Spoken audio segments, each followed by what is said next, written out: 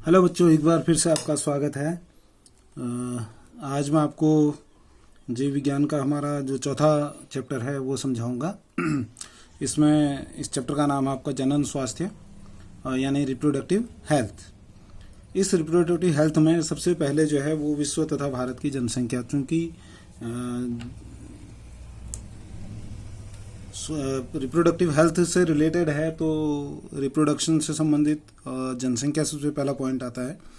तो जनसंख्या होती क्या है ये मैं पहले आपको समझाऊंगा, और साथ में आपको यह समझाऊंगा कि विभिन्न आंकड़े लेकर, आंकड़ों की मैं आपको विश्व की और भारत के आंकड़े लेकर उनको समझाऊंगा।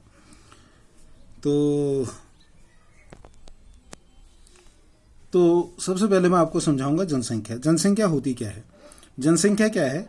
जनसंख्या एक विशेष स्थान पे रहने वालों की संख्या है। विशेष स्थान कुछ भी हो सकता है, वो आपका गांव हो सकता है, वो आपका शहर हो सकता है, या आपका 1 किलोमीटर का दायरा हो सकता है, या 2 किलोमीटर का दायरा, या आपका स्टेट हो सकता है, आपका जिला हो सकता है।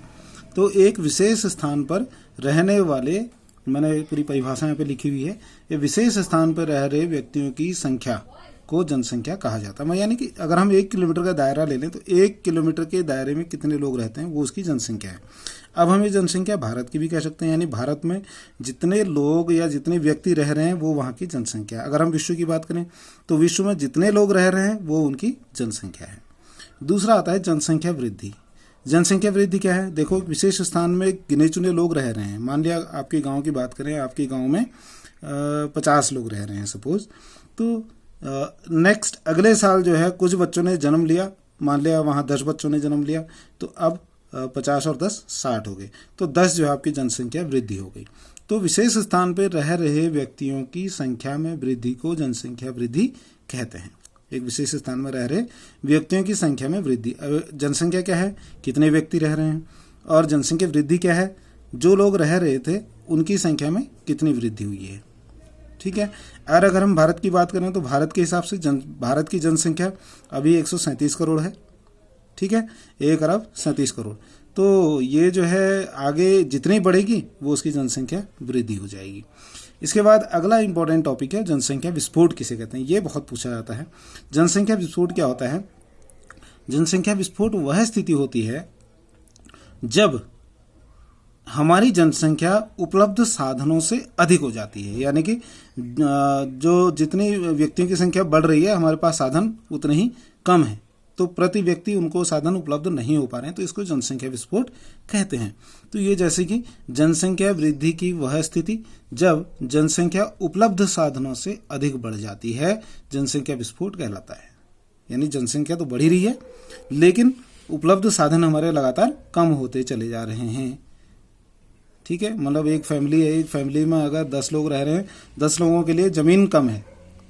ठीक है, 10 लोगों के रहने के लिए ज़मीन हमारे पास कम पड़ रही है, या मकान छोटा पड़ रहा है, 10 लोगों के रहने के लिए मकान नहीं है, तो मकान हमारे पास 1 है, रहने वाले 10 हैं। ठीक है, तो ऐसी स्थिति को हम जनसंख्या विस्फोट कहते हैं। आने वाले समय में ये संभव है कि भारत में जनसंख्या विस्फोट हो। ये लगभग हम जनसंख्या विस्फोट के आसपास विचरण कर रहे हैं। तो ये जनसंख्या विस्फोट है। ठीक है, इसके बाद जनसंख्या की अगर हम बात कर रहे हैं तो आपको मैं विश्व की जनसंख्या से रूबरू कराऊं। ठीक है, ये वर्ल्ड पॉपुलेशन 2020 का मैं दिखा रहा हूं आपको, और ये मैंने आंकड़े ले रखे हैं worldometer.info से, WORLDOMETR meters.info से ले रखा है, और ये आंकड़े हैं आपके 6 मई 2020 के। ठीक है, 6 मई 2020 को विश्व की जनसंख्या कितनी थी, ये पिछला 1955 से लेकर 2020 तक की जनसंख्या दिखा रखी है आपको, और इनकी वार्षिक जो वृद्धि दर है वो भी दिखाई है। ठीक है, तो 1955 की बात करें अगर हम तो 2 अरब 77 करोड़ ये हमारी जनसंख्या, लगभग 2 अरब 77 करोड़ जनसंख्या 1955 में विश्व की थी। 1960 में ये 3 अरब 34 करोड़ हो गई। ठीक है, और उसके बाद 1965 में ये 3 अरब 33 करोड़, ये 3 अरब 3 करोड़ है। ठीक है, और ये 3 अरब 33 करोड़ हो गई। 1970 में ये 3 अरब 70 करोड़ हो गई। तो ये ऐसे ही बढ़ते बढ़ते बढ़ते बढ़ते आज 2020 को हमारे यहाँ की जनसंख्या जो है वो 7 अरब 79 यानी कि 79 करोड़ 7 अरब 79 करोड़ जो है आज हमारी जनसंख्या बढ़ गई है। अच्छा, वृद्धि दर देखिए, 1955 में वृद्धि दर 1.8 थी, 60 में भी 1.8 थी, 65 में ये 1.9, ये 0.1 बढ़ गई, 1970 में 2% हो गई, 2.07% हो गई। उसके बाद फिर ये कम होती चली गई है और आज जो है वृद्धि दर आप देखेंगे 2020 में ये 1.05 यानी कि जनसंख्या कम हो रही है, बढ़ नहीं रही है। उस दर जो बढ़ने की दर जो है वो कम हो रही है। जनसंख्या तो बढ़ रही है लेकिन जनसंख्या बढ़ने की दर जो है वो कम हो रही है, यानी कि लोग आज जागरूक हो रहे हैं।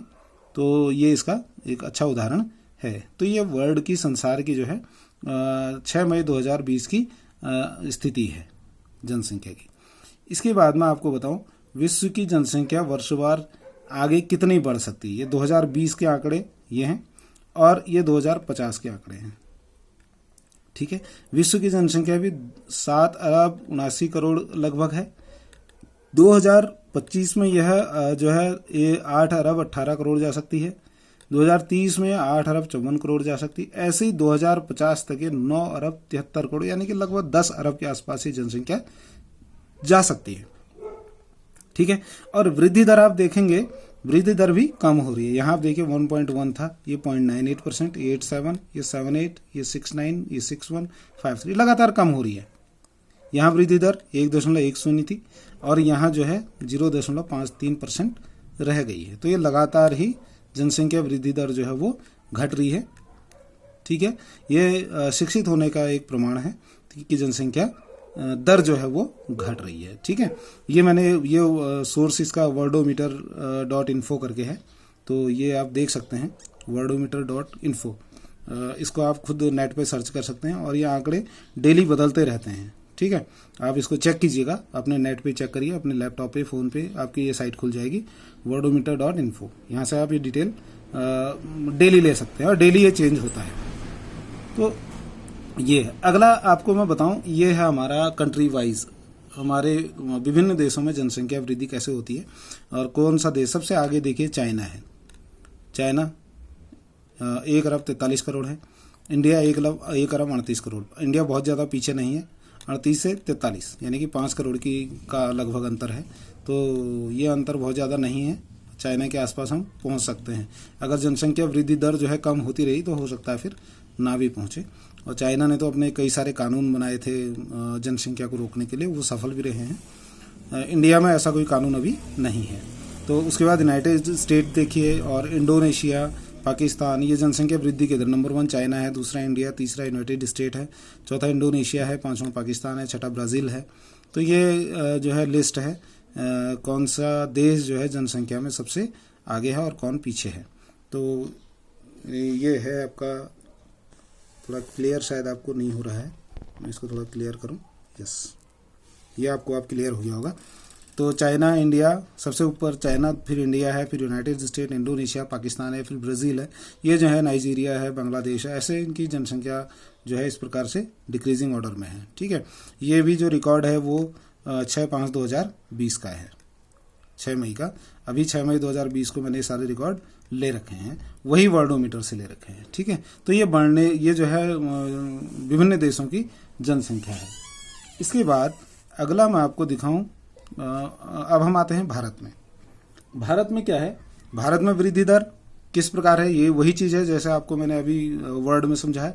वर्ल्ड में भी जैसे वर्ल्ड में था वैसे इंडिया में भी है। भारत की वर्षवार जनसंख्या वृद्धि दर, ये भी वर्ल्डोमीटर से ले रखी है मैंने, 6/5/2020, 6 मई की है। ये देखिए आप 1955 में भारत की जनसंख्या कितनी थी। ठीक है, और आज जो है 138 करोड़ है। यहाँ 40 करोड़ की जनसंख्या है, लगभग 40 करोड़ के आसपास है। और आज जो है 1955 में और 2020 में 1 अरब 38 करोड़ की जनसंख्या हो गई है। लेकिन वृद्धि दर यहाँ पर भी देखिए आप लगातार कम हो रही है। पहले कुछ समय बढ़ी है, 1.7, 1.9, 2 है, फिर 2.15, 2.33 हो गया, 2.32 बढ़ रही है, फिर कम होने लगी है और धीरे धीरे इतनी कम हुई कि आज जो है जनसंख्या वृद्धि दर 0.99% रह गई है। ओके, आ गया समझ में। तो ये हमारा जनसंख्या भारत की है। इसके बाद मैं आपको दिखाऊं भारत की वर्षवार वृद्धि की आशंका, जैसे मैंने वर्ल्ड में बताया था वैसे यहाँ पर भी है। ये 2020 की जो स्थिति है 138 करोड़ है।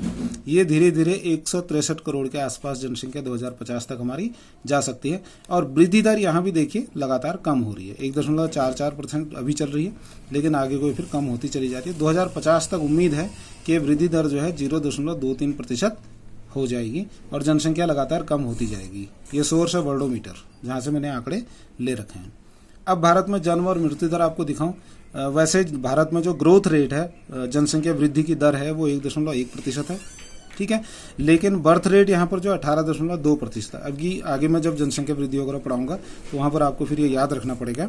जन्म दर जो है वो 18.2% प्रति 1000 व्यक्तियों पर है, और मृत्यु दर जो है 7.3% जो है वो प्रति 1000 व्यक्तियों में है, ठीक है। तो ये आंकड़े मैंने सारे आपके सामने प्रस्तुत किए।